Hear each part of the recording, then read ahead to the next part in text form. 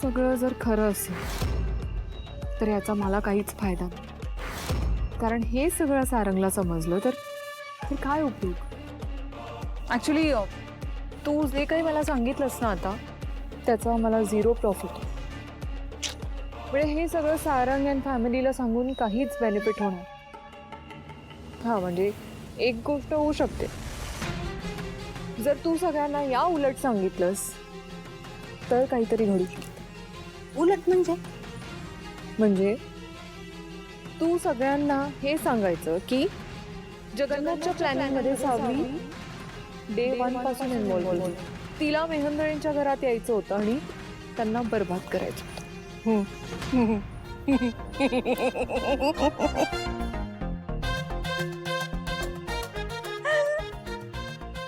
Screen पे ready आहे हो माझा सगळा.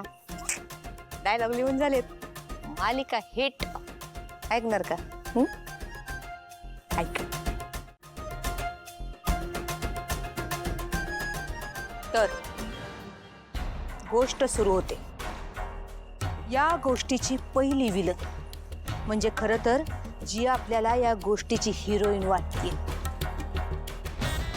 ती म्हणजे सावळी. सावळी सावळी. आणि या गोष्टीचा दुसरा विलन जगन्नाथराव. हो, जगन्नाथ.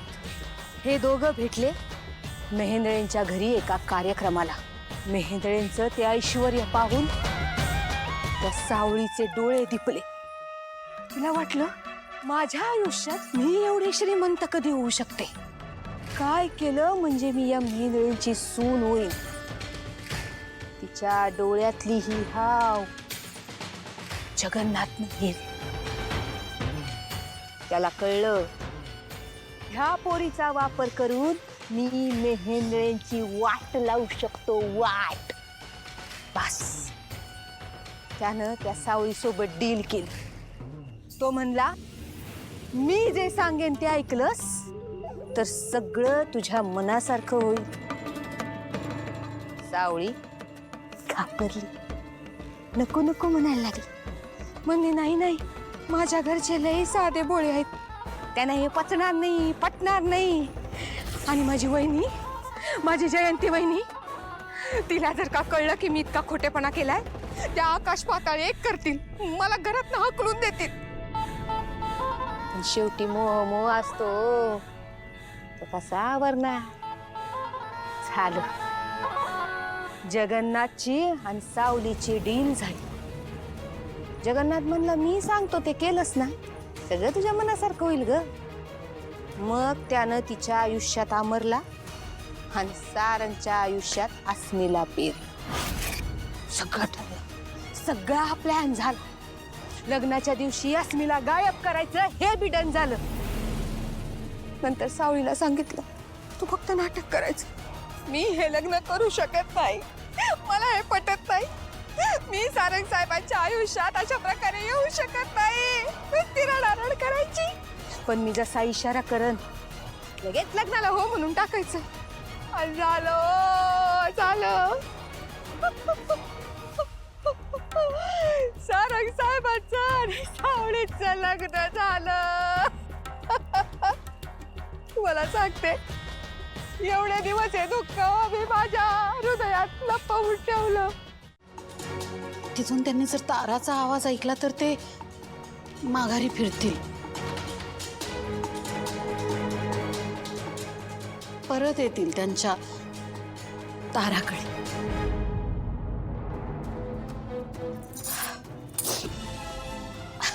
असो तर असं आहे.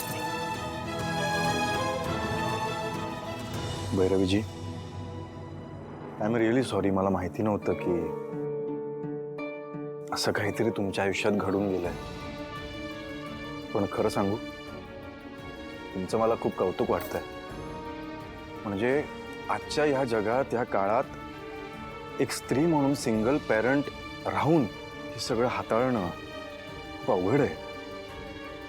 मी तुमच्या मुलीला खूप चांगल्या पद्धतीने वाढवलं. आणि फक्त वाढवलं नाहीये तर कमालीची गायिका तुम्ही तिला बनवलंय. आज संगीत क्षेत्रात तिचं खूप मोठं नाव आहे. आय एम सॉरी, पण तुमच्या आवाजामागे एवढं दुःख असेल असं वाटलं नव्हतं मला. ताराच्या स्वर्गीय सुरांमागचा अर्थ आज मला कळलं.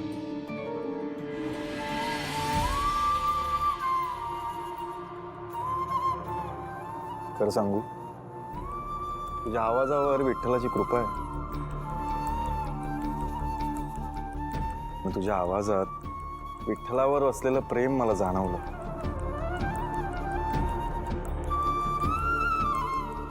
जेव्हा तुझा आवाज ऐकतो ना, तेव्हा तुझा आवाज आणि पांडुरंग असे एकरूप झालेले दिसते.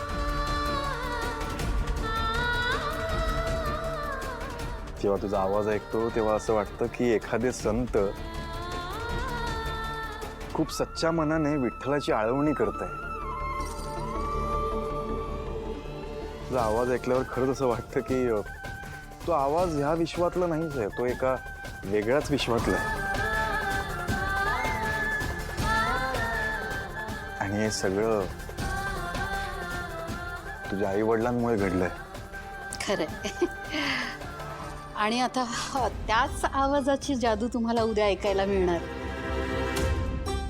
सारंग, सावली, तुम्ही सगळेजण माझ्या विनंतीला मान देऊन इतक्या बिझी स्केड्यूलमधूनही तुम्ही इथं आलात, त्यासाठी खरंच थँक्यू.